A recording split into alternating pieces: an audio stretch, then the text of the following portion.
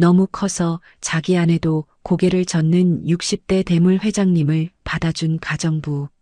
저는 윤정이라고 합니다. 53살이죠. 이혼 후에 식당에서 주방 보조로 일했는데 하루 종일 설거지하고 재료 다듬고 그런 일들을 했어요. 하루 일당이 8만 원 정도였는데 월세 내고 생활비 빼면 남는 게 없었습니다. 그러던 어느 날 함께 일하던 언니가 제게 말했어요. 정희야, 가정부 자리 하나 있는데 해볼래? 돈은 정말 잘 준다던데. 저는 귀가 솔깃했죠. 뭐든지 해보겠다고 했습니다. 그런데 언니가 이상한 말을 덧붙이더군요. 근데 거기 오래 버티는 사람이 없어.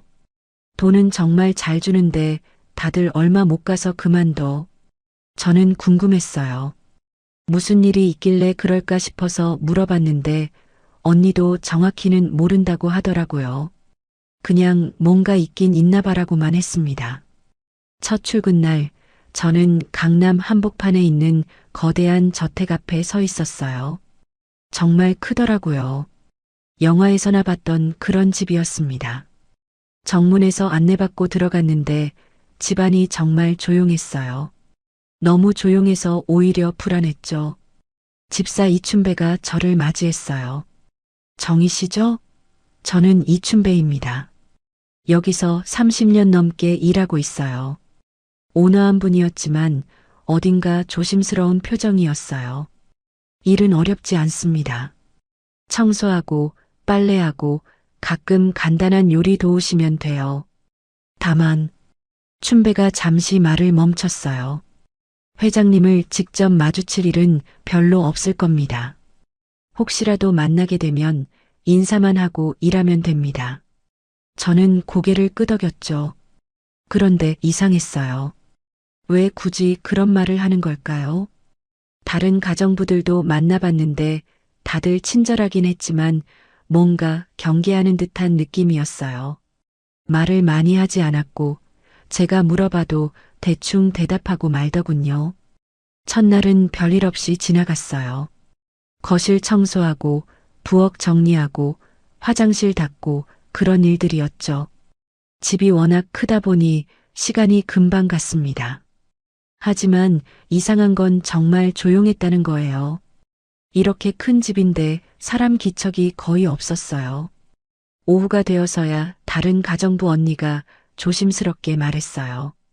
정희 씨, 밤에는 2층에 올라가지 마세요. 그리고 서재 쪽도 가지 마시고요. 저는 왜냐고 물었는데 그냥 그렇게 하라고 하네요 라고만 했습니다. 저녁 시간이 되었어요. 다른 직원들은 하나둘씩 퇴근했고 저만 남았어요. 야간 당직이 있다고 했거든요. 춘배가 혹시 무서우면 언제든 연락하세요라고 했는데 그때는 뭐가 무서울까 싶었죠. 밤 10시쯤이었나요? 1층에서 설거지를 하고 있는데 위에서 이상한 소리가 들렸어요. 처음에는 바람 소리인 줄 알았어요. 그런데 자꾸 들어보니 사람이 우는 것 같았습니다. 남자가 우는 소리 같기도 하고 뭔가 고통스러워하는 소리 같기도 했어요. 저는 궁금했지만 2층에 올라가지 말라는 말이 생각나서 참았어요. 그런데 소리가 계속 났습니다. 1시간 넘게 그런 소리가 이어졌어요. 정말 견디기 힘들었죠. 다음 날 아침 다른 가정부 언니에게 물어봤어요. 어젯밤에 위에서 이상한 소리가 났는데요. 그런데 언니 표정이 굳어지더라고요. 아, 그거요? 그냥 신경 쓰지 마세요. 원래 그래요. 원래 그렇다는 게 무슨 말이에요? 회장님이 좀 힘든가 봐요. 혼자서 많이 우세요. 저는 더 궁금해졌어요. 도대체 무슨 일이 있길래 그럴까요? 돈 많은 회장님이 왜 혼자서 우는 걸까요? 그 순간부터 저는 이 집에 숨겨진 비밀이 무엇인지 알고 싶어졌습니다. 밤마다 이어지는 그 울음소리가 점점 더 신경 쓰이기 시작했어요. 단순한 호기심을 넘어서 왠지 모르게 마음이 아팠습니다. 어떤 사람이 그렇게 깊은 슬픔에 빠져 있을까요?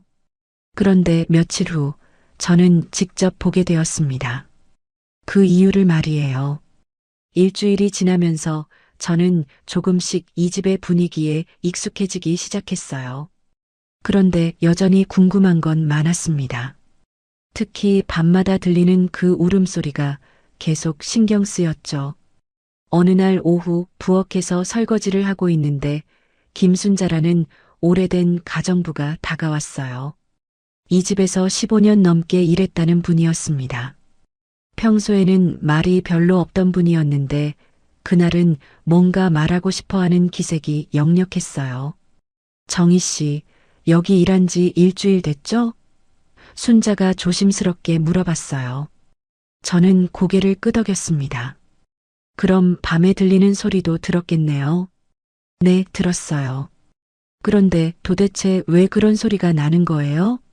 순자가 잠시 주변을 둘러보더니 목소리를 낮췄어요. 회장님 말이에요. 혼자 계실 때 저렇게 우세요. 벌써 몇 년째예요. 저는 더 궁금해졌어요. 왜요? 무슨 일이 있으신 건가요? 글쎄요.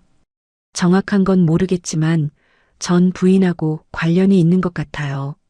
순자가 한숨을 쉬었어요. 그분 전 부인도 결국 그걸 감당 못했대요. 그게 뭔데요? 순자가 말끝을 흐렸어요. 그냥 남자로서의 문제라고 해야 하나요? 너무 과하다고 들었어요. 그래서 부인이 결혼 생활을 견디지 못하고 떠났다고 하더라고요. 저는 무슨 말인지 정확히 이해하지 못했어요. 하지만 뭔가 심각한 문제가 있다는 건 알 수 있었습니다. 그래서 아내까지 떠난 거구나 싶었죠. 그래서 회장님이 그렇게 외로워하시는 건가요? 그런 것 같아요. 돈이야 많지만 가까이 지내는 사람이 없으시거든요. 자녀들도 거의 안 오고요. 그날 밤도 역시 울음소리가 들렸어요. 하지만 이번에는 달랐습니다. 단순한 호기심이 아니라 연민 같은 감정이 들었어요. 아무리 돈이 많아도 혼자서 그렇게 슬퍼해야 하는 사람을 생각하니 마음이 아팠습니다.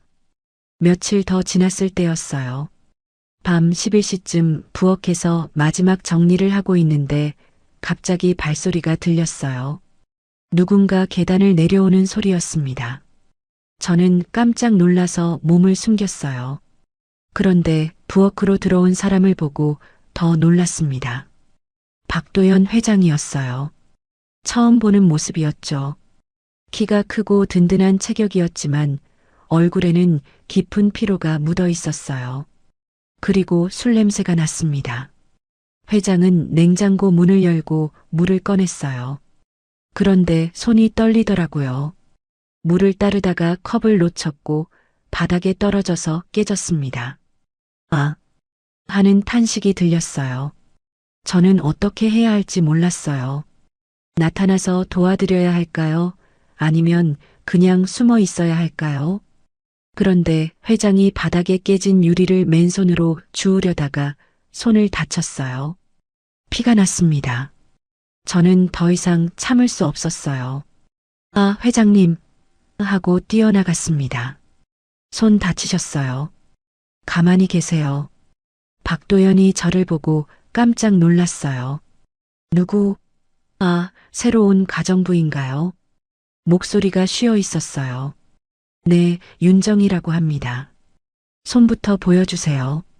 저는 응급처치 상자를 가져와서 상처를 소독했어요. 다행히 깊지는 않았습니다. 고맙습니다. 박도연이 조용히 말했어요. 그런데 눈빛이 이상했어요. 날카로운데 동시에 슬펐어요. 마치 상처받은 짐승 같았습니다. 괜찮으세요? 많이 취하신 것 같은데요. 박도연이 쓴웃음을 지었어요. 취해야 잠이 와요. 술 없으면 잠을 못 자거든요. 저는 바닥에 유리 조각을 치우면서 말했어요. 밤에 잠 못 이루시는 것 같더라고요. 소리가 들려서요. 아, 들렸나요? 박도연이 부끄러워했어요. 죄송합니다. 조심하려고 했는데. 아니에요. 괜찮아요. 그때 박도연이 갑자기 말했어요. 나는 가진 게 많아도 가까이 오면 다들 도망가요. 술이 취한 상태라 그런지 솔직한 말이 나온 것 같았어요. 돈 때문에 접근하는 사람들은 많지만 진짜로 곁에 있어주는 사람은 없어요. 저는 뭐라고 대답해야 할지 몰랐어요. 그런데 마음이 아팠습니다. 이렇게 외로워하는 사람을 본 적이 없었거든요. 왜 도망가는데요? 제가 물어봤어요. 박도연이 저를 빤히 쳐다봤어요. 당신은 모르겠지만 나는 문제가 있어요. 남자로서 말이죠. 저는 순자가 했던 말이 떠올랐어요. 그걸 감당 못했다는 말. 이제야 무슨 뜻인지 알 것 같았습니다. 그래서 아내도 떠났고 이제는 아무도 가까이 오지 않아요. 박도연의 목소리에 깊은 절망감이 느껴졌어요. 괴물 같은 남자와 함께 살 수 있는 여자는 없거든요. 저는 그 말을 듣고 가슴이 먹먹해졌어요. 아무리 돈이 많고 지위가 높아도 이런 고민을 혼자 안고 살아야 하는 사람이 있다니. 그것도 68세의 나이에 말이에요. 저는 괴물 같다고 생각하지 않는데요. 제가 조용히 말했어요. 박도연이 놀란 눈으로 저를 봤습니다. 당신은 아직 모르니까 그런 말하는 거예요. 그날 밤 저는 잠을 이루지 못했어요. 박도연의 외로운 눈빛이 계속 떠올랐습니다. 그리고 저도 모르게 그 사람에 대한 호기심이 연민으로 바뀌고 있다는 걸 느꼈어요. 그 일이 있고 나서 며칠간 박도현과는 마주치지 않았어요. 평소처럼 일만 했죠. 하지만 자꾸 그날 밤 일이 떠올랐습니다. 술에 취해서도 예의를 잃지 않던 모습, 그리고 가까이 오면 다들 도망간다던 그 쓸쓸한 말이요. 일주일쯤 지났을 때 춘배가 저에게 새로운 일을 맡겼어요. 정희 씨, 오늘은 2층 서재 청소를 부탁드릴게요. 거기는 회장님이 직접 관리하시는 곳이라 조심히 해주세요. 서재라고 했던 그곳이었어요. 다른 가정부들이 가지 말라고 했던 바로 그 장소였죠. 저는 조금 긴장하면서 2층으로 올라갔습니다. 서재 문을 열자마자 책 냄새가 확 풍겨왔어요. 정말 많은 책들이 벽면을 가득 채우고 있었어요. 경제서적부터 문학작품까지 정말 다양했죠. 그리고 가운데에는 커다란 책상이 있었고 그 위에는 서류들이 정리되어 있었습니다. 저는 조심스럽게 청소를 시작했어요. 먼지를 닦고 바닥을 쓸고 책장을 정리하는 일이었죠. 그런데 책상 뒤편 벽면에 뭔가 천으로 덮인 액자가 있더라고요. 처음에는 신경 쓰지 않았어요. 아마 회장님의 사진이거나 회사 관련 그림일 거라고 생각했거든요. 하지만 청소를 하다 보니 자꾸 신경이 쓰였습니다. 왜 천으로 가려놨을까요? 호기심을 참을 수 없어서 조심스럽게 천을 들추어 봤어요. 그런데 그 순간 저는 깜짝 놀랐습니다. 거기에는 여자의 초상화가 걸려 있었거든요. 그런데 더 놀라운 건 그 여자의 얼굴이었어요. 저와 너무 닮아 있었습니다. 눈썹 모양, 코, 입술의 형태까지 정말 비슷했어요. 마치 제가 20대 때 모습을 그려놓은 것 같았죠. 누구지? 혼잣말을 하면서 그림을 자세히 봤어요. 그 여자는 미소를 짓고 있었지만 어딘가 슬픈 표정이었어요. 그리고 눈빛이 특별했습니다. 따뜻하면서도 깊은 슬픔이 담겨 있었거든요. 그때 뒤에서 목소리가 들렸어요. 보고 계셨군요. 저는 깜짝 놀라서 돌아봤어요. 박도연이 문가에 서 있었습니다. 언제 들어왔는지도 몰랐어요. 죄송해요. 청소하다가 저는 당황해서 변명을 했어요. 괜찮습니다. 박도연이 천천히 다가왔어요. 어차피 언젠가는 보게 될 그림이었어요. 박도연이 그림 앞에 섰어요. 그리고 한동안 말없이 바라봤습니다. 표정이 복잡했어요. 그리움, 후회, 슬픔이 다 섞여 있는 것 같았죠. 누구세요? 제가 조심스럽게 물어봤어요.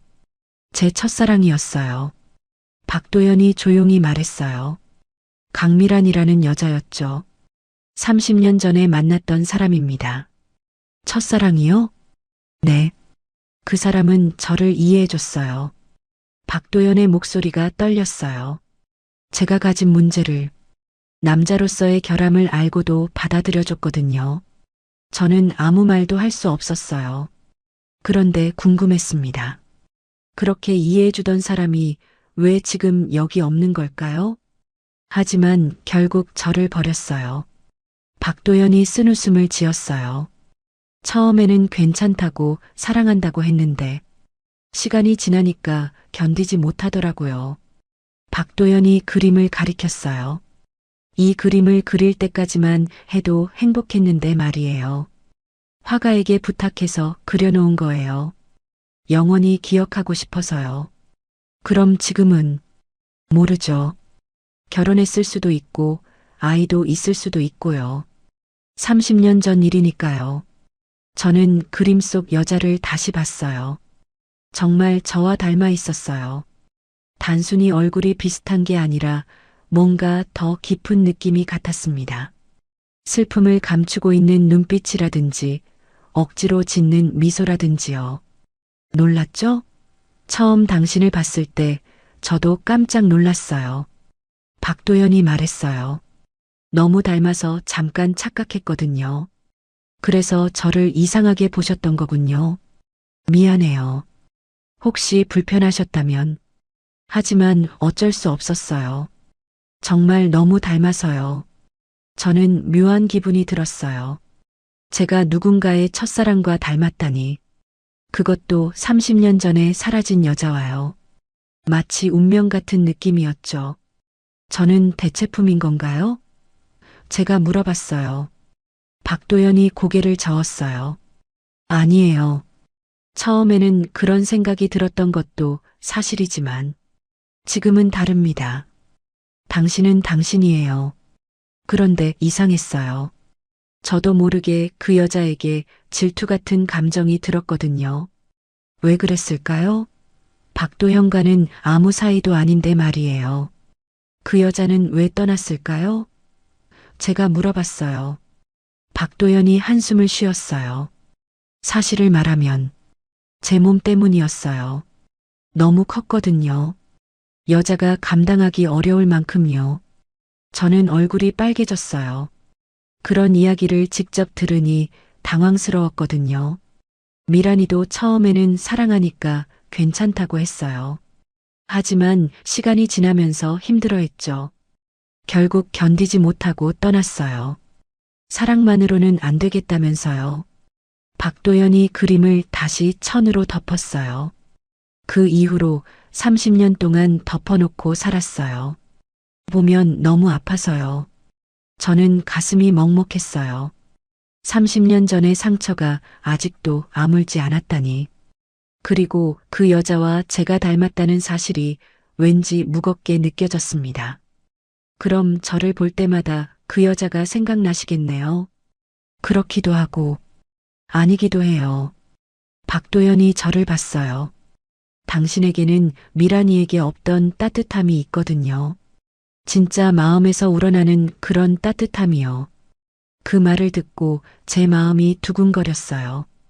왜 그랬을까요? 단순한 칭찬인데도 이상하게 기뻤습니다. 그날 밤 저는 거울 앞에 서서 제 얼굴을 오랫동안 봤어요. 정말 그 여자와 닮았을까요? 그리고 저는 그 여자의 자리를 대신하는 걸까요? 하지만 한 가지는 확실했어요. 저는 점점 박도연이라는 사람에게 관심이 생기고 있었다는 거였습니다. 서재에서 그 일이 있고 난 후 저와 박도연 사이에는 묘한 기류가 흘렀어요. 서로 의식하고 있다는 걸 알면서도 평소처럼 지내려고 했죠. 하지만 쉽지 않았습니다. 며칠 후 저녁 하늘이 잔뜩 찌푸리더니 비가 내리기 시작했어요. 처음에는 보슬보슬 내리던 게 점점 새져서 폭우가 되었습니다. 천둥 소리까지 요란했죠. 다른 직원들은 일찍 퇴근했고 저는 혼자 남아서 마지막 정리를 하고 있었어요. 그런데 밤 10시가 넘어가면서 2층에서 이상한 소리가 들렸습니다.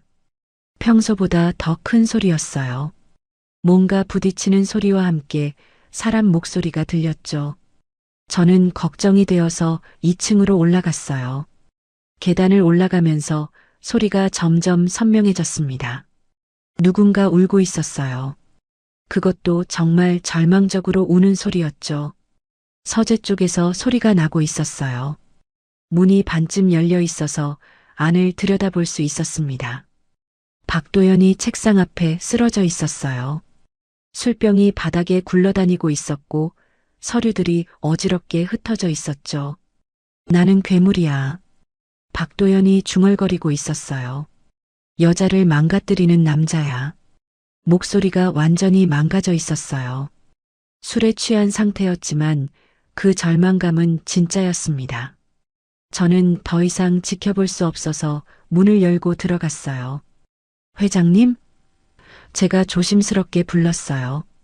박도연이 고개를 들었어요. 눈이 완전히 충혈되어 있었고 얼굴은 눈물범벅이었습니다. 누구? 아, 정희 씨군요.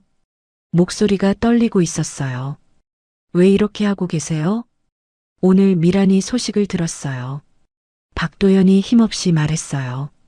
결혼했더라고요. 행복하게 살고 있다던데. 저는 마음이 아팠어요. 30년 전에 헤어진 첫사랑 때문에 아직도 이렇게 아파하고 있다니. 그것도 모자라서 회사에서 또 스트레스를 줬어요. 결혼하라고 후계자 문제 때문에라도 재혼을 해야 한다고 하더라고요. 박도연이 쓴웃음을 지었어요. 웃기지 않나요? 내가 어떻게 결혼을 해요? 누가 나 같은 괴물과 살겠어요? 박도연이 자리에서 비틀거리며 일어났어요. 그런데 너무 취해서 제대로 서지도 못했습니다. 내 몸은 저주받았어요. 태어날 때부터 이상했던 거예요. 저는 화장실에서 물수건을 가져왔어요. 그리고 박도연의 이마를 닦아줬습니다. 진정하세요. 너무 취하셨어요. 정희 씨도 알게 되면 도망갈 거예요. 박도연이 제 손목을 붙잡았어요. 손이 떨리고 있었어요. 모든 여자가 그랬어요. 미란이도 전 아내도. 저는 도망가지 않아요. 거짓말이에요. 진짜 알게 되면 도망갈 이유가 없으니까요. 제가 단호하게 말했어요. 박도연이 저를 빤히 쳐다봤어요. 눈에는 아직도 눈물이 고여 있었습니다. 당신은 정말 모르는 거군요. 뭘 모른다는 거예요? 박도연이 망설이더니 조심스럽게 말했어요. 제 몸이 정상이 아니에요. 남자로서 너무 과해요. 여자가 견디기 어려울 정도로요. 저는 얼굴이 빨개졌지만 피하지 않았어요. 그게 뭐 어때서요? 어떻냐고요? 박도연이 놀랐어요. 여자들이 다 무서워했는데요. 저는 무섭지 않아요. 제가 박도연의 손을 잡았어요. 사람을 볼 때 몸만 보는 게 아니거든요. 박도연이 흔들렸어요. 정말 괜찮다는 거예요? 네, 괜찮아요. 그 순간 박도연이 저를 끌어안았어요. 처음에는 당황했지만 그 품이 따뜻했습니다. 외롭고 상처받은 사람의 온기였어요. 미안해요. 박도연이 제 귓가에 속삭였어요. 이러면 안 되는데. 왜 안 돼요? 나이도 많고 문제도 많고. 저는 박도연의 등을 토닥였어요. 나이가 뭐 중요해요.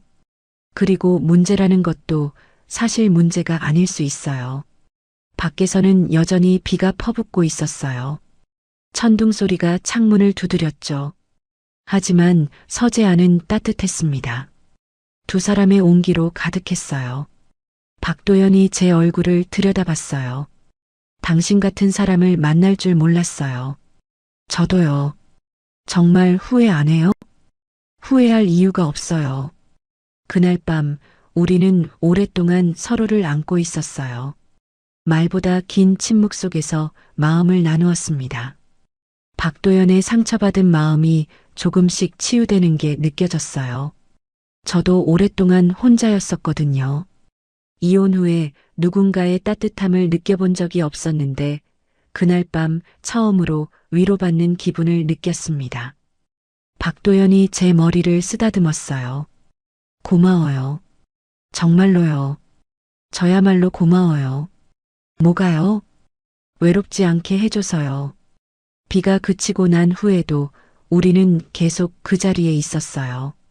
마치 시간이 멈춘 것 같았죠. 그 순간만큼은 나이도, 신분도, 과거도 중요하지 않았습니다. 다만 두 사람이 서로에게 위로가 되어주는 것만이 중요했어요. 박도연의 30년 묵은 상처가 조금씩 아물고 있었고 저의 외로움도 달래지고 있었습니다. 그날 밤이 우리에게는 새로운 시작이었어요. 부끄러움과 두려움을 넘어선 진짜 만남의 시작이었죠. 그리고 저는 확신했습니다. 이 사람과 함께라면 어떤 어려움도 이겨낼 수 있을 거라고요. 그날 밤 이후로 박도연과 저 사이에는 뭔가 달라진 공기가 흘렀어요. 서로를 의식하고 있다는 걸 알면서도 어떻게 해야 할지 몰라서 조심스러웠죠. 평소처럼 일을 하려고 했지만 쉽지 않았습니다. 며칠 동안 박도연은 저를 피하는 것 같았어요. 마주치면 어색하게 인사만 하고 지나갔죠. 아마 후회하고 있는 건 아닐까 싶어서 저도 마음이 불편했습니다. 그런데 일주일쯤 지났을 때 춘배가 저에게 말했어요. 정희 씨, 오늘 저녁은 회장님이 함께 드시고 싶다고 하시네요. 저는 깜짝 놀랐어요. 저랑요? 네. 식사 준비해드리라고 하시더라고요. 두 분 거예요. 가슴이 두근거렸어요. 왜 갑자기 함께 식사를 하자고 하는 걸까요? 혹시 그날 밤 일에 대해서 뭐라고 하려는 건 아닐까요? 저녁 시간이 되자 박도연이 식당으로 내려왔어요. 평소보다 단정하게 옷을 입었더라고요. 그리고 어딘가 긴장한 기색이 역력했습니다. 앉으세요. 박도연이 의자를 빼주었어요. 식탁에는 간단한 저녁이 차려져 있었어요. 김치찌개, 불고기, 나물 반찬들이었죠. 평범한 한식이었지만 정성스럽게 준비되어 있었습니다. 처음에는 어색했어요. 뭘 어떻게 말해야 할지 모르겠더라고요. 박도연도 마찬가지인 것 같았어요. 젓가락질만 하면서 서로 눈치만 보고 있었죠. 맛있어요? 박도연이 먼저 말을 걸었어요. 네, 맛있어요. 저는 고개를 끄덕였어요. 그런데 왜 갑자기 함께 식사를?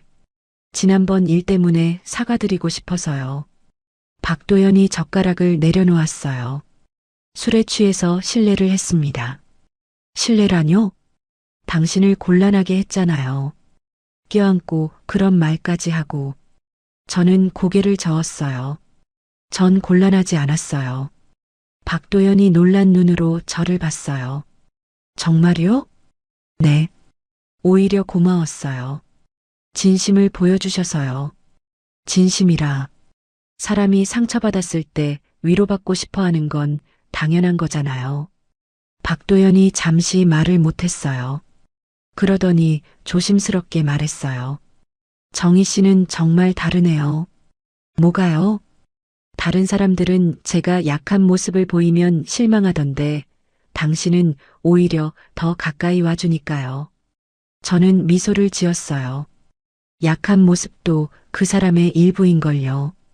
완벽한 사람이 어디 있어요. 박도연이 저를 빤히 쳐다봤어요. 당신 같은 사람을 만날 줄 몰랐어요. 우리는 그렇게 이런저런 이야기를 나누었어요. 박도연의 어린 시절 얘기, 제 이혼 후 생활 얘기, 서로의 취미와 관심사까지. 시간이 어떻게 갔는지 모를 정도였죠. 식사를 마치고 거실로 옮겨서 차를 마시게 되었어요. 박도연이 직접 녹차를 우려서 가져왔습니다. 정희 씨. 박도연이 찻잔을 들면서 조용히 말했어요. 네. 당신은 내 몸을 보고도 미소 짓는 첫 번째 여자예요. 저는 얼굴이 빨개졌어요. 그런 직설적인 말을 할 줄 몰랐거든요. 다른 여자들은 다 무서워했거든요. 아니면 놀라서 피하거나요. 그런데 당신은, 저는 몸이 아니라 마음을 보거든요. 제가 웃으며 대답했어요. 그 말을 들은 박도연의 눈시울이 빨개졌어요. 그 말, 내 인생에서 가장 따뜻한 거짓말이에요. 거짓말이 아니에요. 그럴 리가요. 누가 나 같은 괴물이라는 말 그만하세요. 제가 단호하게 말했어요. 당신은 괴물이 아니라 사람이에요. 상처받고 외로워하는 평범한 사람이라고요. 박도연이 눈물을 글썽였어요. 30년 넘게 스스로를 괴물이라고 생각했는데 당신은 다르게 보는군요. 다르게 보는 게 아니라 진짜를 보는 거예요. 진짜요? 네. 따뜻하고 섬세하고 다른 사람을 배려할 줄 아는 사람이요. 그게 진짜 당신이에요. 박도연이 자리에서 일어나 창가로 갔어요. 밖에는 별이 떠 있었죠. 미란이가 떠날 때 했던 말이 있어요. 박도연이 창밖을 보면서 말했어요. 사랑만으로는 안 되겠어요. 몸이 맞지 않으면 행복할 수 없어요라고 했거든요. 그래서요? 그때부터 포기했어요. 누구와도 가까워질 수 없다고 생각했죠. 박도연이 저를 돌아봤어요. 그런데 당신을 만나고 생각이 바뀌었어요. 어떻게요? 몸의 조화보다 마음의 조화가 더 중요할 수도 있구나 싶어서요. 저는 박도연 곁으로 갔어요. 맞아요. 마음이 통하면 몸은 자연스럽게 따라가는 거예요. 정말 그럴까요? 그럼요. 사랑하는 마음이 있으면 뭐든 맞춰갈 수 있어요. 그날 밤 우리는 정말 오랫동안 이야기했어요. 과거의 상처, 현재의 외로움, 미래에 대한 막연한 꿈까지 모든 걸 털어놓았죠. 박도연이 말했어요. 이런 시간을 가져본 지 정말 오래됐어요. 누군가와 마음을 나누는 시간 말이에요. 저도요. 이혼 후에는 이런 평범한 대화조차 그리웠거든요. 평범한 대화라. 네. 부부끼리 하루 있었던 일 얘기하고 앞으로 계획도 이야기하고 그런 거요. 박도연이 웃었어요. 우리가 지금 부부 같다는 말이에요? 저는 얼굴이 빨개졌어요. 아, 그런 뜻이 아니라. 나쁘지 않은데요. 박도연이 장난스럽게 말했어요. 그때 시계를 보니 밤 11시가 넘어 있었어요. 어느새 몇 시간이 지나간 거였죠. 시간이 이렇게 됐네요. 제가 깜짝 놀라서 말했어요. 아쉽네요. 더 이야기하고 싶은데. 저도요. 박도연이 저를 배웅해 주었어요. 현관까지 따라오면서 말했어요. 정희 씨, 오늘 정말 고마웠어요. 저야말로요. 즐거웠어요. 다음에 또 함께 식사해요. 좋아요. 그날 밤 집으로 돌아가는 길에 저는 계속 웃고 있었어요. 이상하게 기분이 좋았거든요. 마치 연애하는 소녀가 된 기분이었죠. 53살의 나이에도 이런 설렘이 있다니. 그리고 68세의 박도연도 저와 비슷한 마음일 거라는 생각이 들었어요. 그날부터 우리는 자주 함께 식사를 했어요. 그리고 서로에 대해 더 많은 것들을 알아갔죠. 나이나 신분 차이는 전혀 중요하지 않았습니다. 단지 두 사람이 서로를 이해하고 위로해준다는 것만이 중요했어요. 우리의 행복한 시간은 그리 오래가지 못했어요. 한 달쯤 지났을 때 평온했던 일상에 큰 파란이 일었습니다. 그날 아침 춘배가 심각한 표정으로 저에게 말했어요. 정희 씨, 큰일이에요. 회장님 자녀분들이 오신대요. 저는 깜짝 놀랐어요. 박도연이 자녀들 이야기를 가끔 했는데 거의 연락하지 않는다고 했거든요. 갑자기요? 네. 세린 씨랑 준호 씨 둘 다 오신답니다. 지금 공항에서 오시는 중이에요. 박도연의 큰딸 박세리는 미국에서 변호사로 일하고 있었어요. 아들 박준호는 영국에서 사업을 하고 있었고요. 둘 다 아버지와는 소원한 관계였다고 들었습니다. 점심시간쯤 되어서 현관이 시끄러워졌어요. 고급 차들이 들어오는 소리와 함께 사람들 목소리가 들렸죠. 저는 부엌에 숨어 있었지만 긴장이 되었어요. 아버지 어디 계세요? 날카로운 여자 목소리가 들렸어요. 박세린인 것 같았어요. 곧이어 박도현과 자녀들이 거실에서 대화하는 소리가 들렸습니다. 목소리 톤이 심상치 않았어요. 아버지, 이게 무슨 일이에요? 세린의 목소리였어요. 가정부와 무슨 관계를 갖고 계시는 거예요? 무슨 말이냐? 동네에서 소문이 다 났어요. 아버지가 가정부랑 살림을 차렸다고 하던데요. 박도연이 한숨을 쉬었어요. 그런 식으로 말하지 마라. 그럼 사실이 아니라는 거예요? 밤마다 함께 있고 같이 식사하고 그런 거 다 거짓이에요? 저는 가슴이 철렁했어요. 우리가 조심했다고 생각했는데 벌써 소문이 났던 거예요. 세린아, 내가 알 일이 아니다. 알 일이 아니라고요? 아버지 회사 주가가 어떻게 되는지 아세요? 벌써 기자들이 움직이고 있다고 들었는데요. 그때 남자 목소리가 끼어들었어요. 박준호인 것 같았어요. 아버지, 이건 너무 하시는 거 아니에요? 그 나이에 가정부와. 그 나이라니? 박도연의 목소리가 단단해졌어요. 아니, 68세면 이제 그런 일에서 손 떼셔야 하는 거 아니에요? 욕정 때문에 회사까지 망칠 생각이세요? 욕정이라고 했나? 그럼 뭐예요? 사랑이라고 하시려는 거예요? 가정부와요? 그 말을 들은 순간 저는 마음이 아팠어요. 신분 차이 때문에 이렇게 무시받아야 하는구나 싶었죠. 너희들이 그렇게 생각한다면 할 말은 없다. 박도연의 목소리에 깊은 상처가 느껴졌어요. 아버지, 정신 차리세요.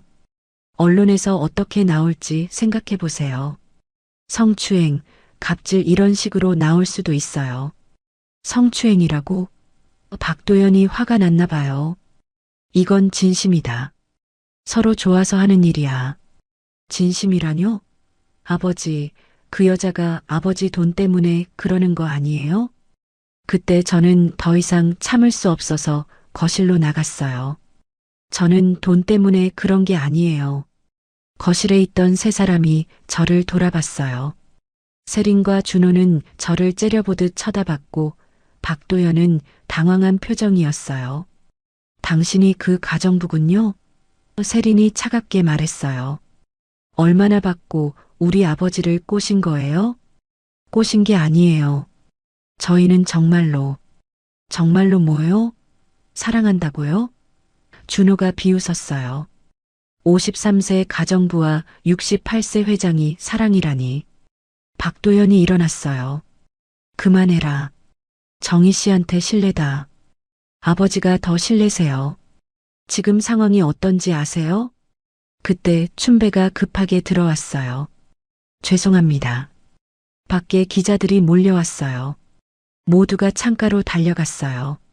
정말로 기자들이 카메라와 마이크를 들고 대문 앞에 서 있었어요. 벌써 기사가 났나 봐요. 세린이 스마트폰을 확인했어요. 도연그룹 박 회장, 가정부와 불륜 의혹 이렇게 나왔네요. 저는 다리가 후들거렸어요. 이렇게 될 줄 몰랐거든요. 다음 며칠간은 정말 지옥 같았어요. 언론에서는 연일 우리 이야기로 도배되었습니다. 회장과 가정부의 추악한 불륜, 68세 회장의 늦은 욕정 이런 자극적인 제목들이었어요. 인터넷 댓글들은 더 심했어요. 그 나이에 부끄럽지도 않나. 돈 많은 늙은이 꼬시기 쉽겠네. 가정부가 얼마나 받았을까. 이런 악플들이 쏟아졌죠. 회사 주가는 연일 하락했어요. 주주들이 항의하기 시작했고 이사회에서도 문제가 제기되었습니다. 박도연은 점점 지쳐갔어요. 평소 당당했던 모습이 사라지고 위축되어 보였죠.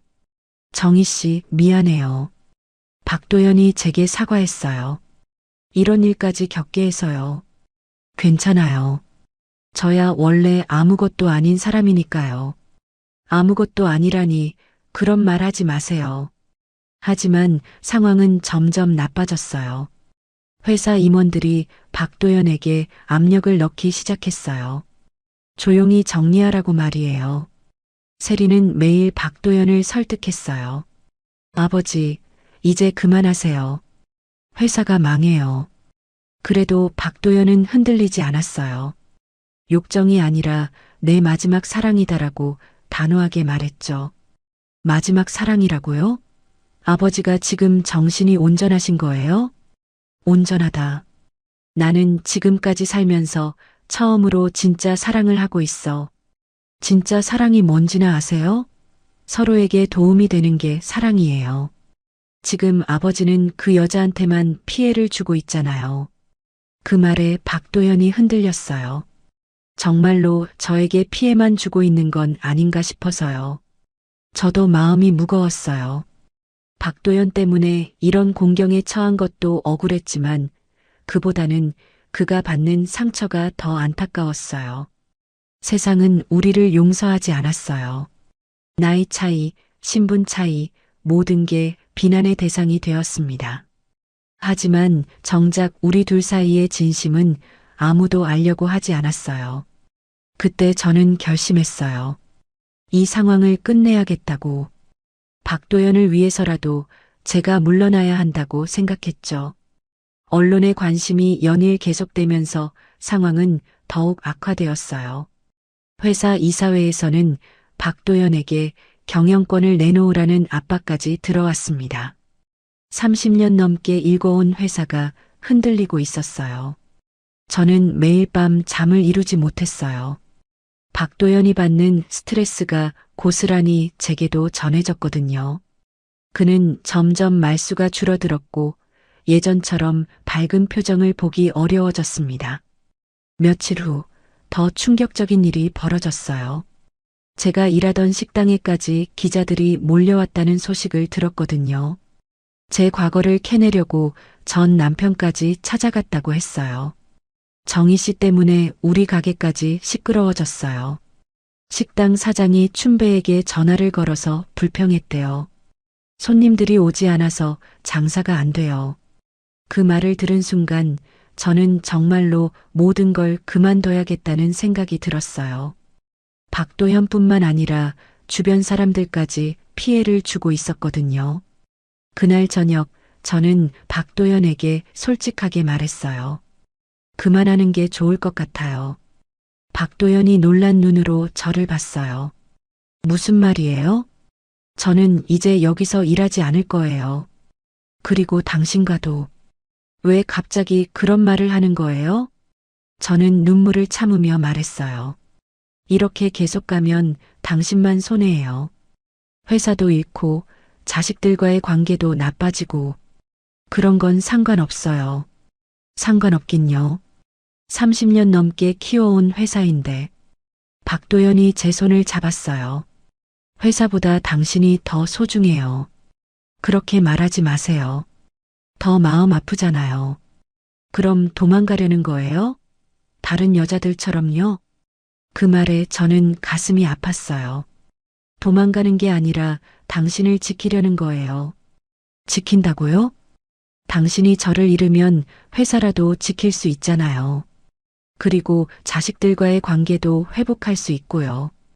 박도연이 고개를 저었어요. 그런 건 원하지 않아요. 하지만 저는 이미 결심을 굳혔어요.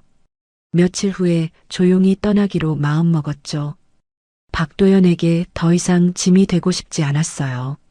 사흘 후 드디어 작별 인사를 할 날이 왔어요. 박도연에게는 미리 말하지 않았어요. 갑작스럽게 말하는 게 서로에게 좋을 거라고 생각했거든요. 짐을 정리하고 있는데 박도연이 방으로 들어왔어요. 뭐 하는 거예요? 떠날 준비를 해요. 떠난다고요? 어디로요? 고향으로 내려갈 거예요. 거기서 조용히 살 생각이에요. 박도연의 얼굴이 하얗게 변했어요. 갑자기 왜요? 우리 함께 이겨내기로 했잖아요. 더 이상은 안 돼요. 당신한테만 피해를 주고 있어요. 피해라니. 당신은 제 마지막 희망인데요. 저는 눈물이 쏟아질 것 같아서 고개를 돌렸어요. 희망이 되려면 서로에게 도움이 되어야 하는데 지금은 그렇지 못하잖아요. 박도연이 저를 뒤에서 안았어요. 가지 마세요. 보내주세요. 안 돼요. 당신까지 떠나면 당신은 강한 사람이에요. 혼자서도 충분히 잘 살 수 있어요. 박도연이 한동안 말을 못했어요. 그러더니 애써 웃으며 말했어요. 그럼 이건 저의 퇴직금이에요. 저는 돌아봤어요. 퇴직금이요?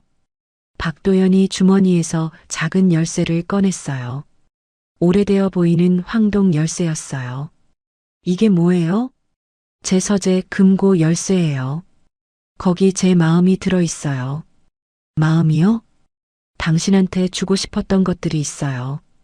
돈이 아니라 제 진심을 담은 것들이요. 저는 열쇠를 받기가 망설여졌어요. 이런 건 받을 수 없어요. 받으세요. 언젠가 제가 없어도 기억해 달라고요. 우리가 함께했던 시간을 말이에요. 박도연의 목소리가 떨리고 있었어요. 저도 더 이상 참을 수 없어서 눈물이 흘렀습니다. 정말 가야 해요? 네. 다시는 못 보는 건가요? 모르겠어요. 아마 기다릴게요. 언제까지라도요. 저는 고개를 끄덕이며 열쇠를 받았어요. 고마웠어요. 정말로요. 저야말로 고마워요. 당신 덕분에 인생에서 가장 행복한 시간을 보냈어요. 박도연이 제 이마에 키스했어요. 마지막 작별의 키스였죠. 행복하게 사세요. 박도연이 속삭였어요. 당신도요. 저는 그렇게 집을 떠났어요. 돌아보지 않으려고 했는데 문 앞에서 한 번 뒤를 돌아봤어요. 박도연이 창문 너머로 저를 보고 있더라고요. 손을 흔들어 주었지만 그 표정이 너무 슬퍼서 가슴이 아팠어요. 택시를 타고 가면서 저는 계속 울었어요. 정말 사랑했거든요. 나이 차이도 신분 차이도 상관없이 진심으로 사랑했던 사람이었어요. 하지만 사랑한다고 해서 모든 게 해결되는 건 아니잖아요. 때로는 사랑하기 때문에 포기해야 하는 것도 있는 거고요. 고향으로 가는 기차에서 저는 박도연이 준 열쇠를 계속 만지작거렸어요. 정말 그 안에 그의 마음이 들어 있을까요? 언젠가 기회가 되면 꼭 확인해 보고 싶었어요. 그런데 그때는 몰랐어요.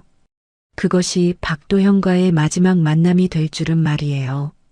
그리고 그 열쇠 안에 정말로 놀라운 것이 들어있을 줄도 몰랐죠. 떠나면서도 저는 계속 생각했어요. 정말 잘한 일일까? 하지만 돌이킬 수는 없었어요. 이미 선택을 한 거니까요. 박도연을 사랑했기 때문에 내린 마지막 결정이었어요. 고향에 내려간 후 저는 조용한 시골 마을에서 홀로 지냈어요. 작은 펜션에서 청소 일을 하며 하루하루를 버텼죠. 박도현과의 기억을 지우려고 바쁘게 살았지만 밤이 되면 자꾸 그 사람이 떠올랐어요. 언론에서는 한동안 더 시끄러웠다가 점차 잠잠해졌습니다. 저는 뉴스를 보지 않으려고 했어요. 박도연 소식을 들으면 다시 흔들릴 것 같았거든요. 그렇게 1년이 지났어요. 어느 정도 마음의 평화를 찾았다고 생각했을 때였죠. 춘배에게서 전화가 왔습니다. 정희 씨. 춘배의 목소리가 떨리고 있었어요. 네, 춘배 아저씨. 뭔 일이세요? 회장님이. 춘배가 한동안 말을 잇지 못했어요. 돌아가셨어요. 저는 그 순간 모든 게 멈춘 것 같았어요. 뭐라고요? 어젯밤에 심장마비로 갑자기. 병원에 가셨는데 너무 늦었어요. 전화기를 놓고 저는 한동안 멍하니 있었어요. 믿을 수 없었거든요. 박도연이 세상을 떠났다니. 장례식은 언제인가요? 제가 떨리는 목소리로 물었어요. 내일 모레예요. 그런데 정희 씨께 전달할 말씀이 있다고 하셨어요. 무슨 말씀인데요? 유언에 정희 씨가 금고를 열어봐달라고 하셨어요. 그 열쇠 가지고 계시죠? 저는 가방 속 깊숙이 넣어둔 열쇠를 만져봤어요. 1년 내내 가지고 다녔지만 한 번도 쓸 기회가 없었거든요. 장례식 다음 날 저는 그 집으로 다시 돌아갔어요. 1년 만에 보는 저택이었지만 왠지 쓸쓸해 보였습니다. 주인을 잃은 집은 이렇게 허전한 거구나 싶었죠. 춘배가 저를 맞이했어요. 오셨군요. 많이 힘드셨죠? 네. 마지막까지 정희 씨 이야기만 하셨어요. 가슴이 아팠어요. 저를 그리워하면서 혼자 견뎌내고 계셨던 거군요. 서재로 올라갔어요. 1년 전 그대로였지만 책상 위에 먼지가 쌓여 있었어요. 초상화는 여전히 천으로 덮여 있었고요. 금고는 책장 뒤편에 숨겨져 있었어요. 작은 문짝이었는데 박도연이 준 열쇠로 열 수 있었습니다. 손이 떨렸어요. 정말 그의 마음이 들어 있을까요? 열쇠를 돌리자 작은 소리와 함께 문이 열렸어요. 안에는 작은 봉투 하나와 사진 몇 장, 그리고 작은 상자가 들어 있었어요. 봉투에는 정희에게라고 적혀 있었습니다. 저는 떨리는 손으로 편지를 꺼냈어요. 정희에게. 이 편지를 읽고 있다면 나는 이미 이 세상 사람이 아니겠지요. 먼저 죄송하다는 말부터 하고 싶어요. 당신을 힘들게 해서요. 사람은 평생 한 번은 자신을 구원해 줄 사람을 만난다더군요. 그게 당신이었어요. 당신을 만나기 전까지 나는 정말 괴물이라고 생각했거든요. 30년 넘게 스스로를 저주하며 살았어요. 하지만 당신이 나타나서 모든 걸 바꿔놓았어요. 처음으로 누군가 내 마음을 봐준다고 했을 때 나는 눈물이 났어요.